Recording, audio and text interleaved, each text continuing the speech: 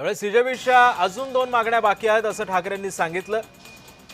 या जेनझींनी सरकारच्या झिंजा उपटल्यात अशी प्रतिक्रिया राज ठाकरेंनी दिलेली आहे। अभिजित दिपकनबाबत राज उद्धव यांनी अजून काय काय भाष्य केलंय ते सुद्धा पाहूया।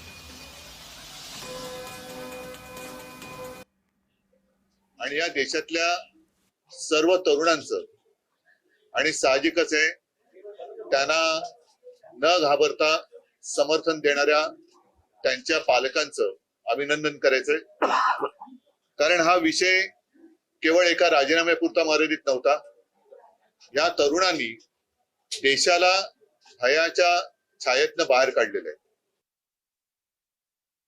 जो राग आहे आता हा प्रधानांवरून पंतप्रधानांवरती गेलेला आहे।